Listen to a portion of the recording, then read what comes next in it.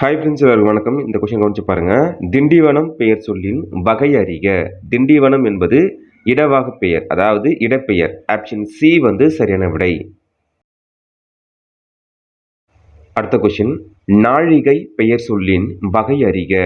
நாழிகை என்பது ஒரு காலத்தை குறிக்கும், அதாவது நேரத்தை குறிக்கும். அதனால காலவாக பெயர், காலப்பெயர். ஆப்ஷன் டி வந்து சரியான விடை, காலப்பெயர். அடுத்த கொஸ்டின், வாய் பெயர் சொல்லின் வகை அறிக. வாய் என்பது என்ன?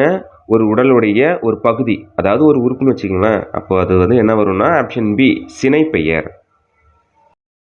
அடுத்தது, சொற்களை ஒழுங்குபடுத்தி சொற்றொடர் ஆக்குக.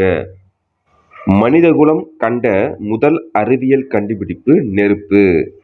ஆப்ஷன் பி வந்து சரியான விடை. அடுத்த கொஸ்டின், சொற்களை ஒழுங்குபடுத்தி சொற்றொடர் ஆக்குக. அதே போலதான் சரியான விடை என்னன்னு பார்த்தீங்கன்னா, பனித்த சடையும் பவளம் போல் உதடும். பனித்த சடை அப்படின்னா என்னது? வெண்மை படர்ந்த சடை. ஆப்ஷன் சி வந்து சரியான விடை. அடுத்த கொஸ்டின், சொற்களை ஒழுங்குபடுத்தி சொற்றொடர் ஆகுக. சரியான விடை என்ன பார்த்தீங்கன்னா, ஆயுர்வேதம் நீண்ட பாரம்பரியம் உடையது. ஆயுர்வேதம் நீண்ட பாரம்பரியம் உடையது. ஆப்ஷன் டி வந்து சரியான விடை. கடைசி கொஸ்டின், சொற்களை ஒழுங்குபடுத்தி சொற்றொடர் ஆக்குக. சரியான விடை என்னென்ன வரும்னு சொல்லிட்டு பாருங்க.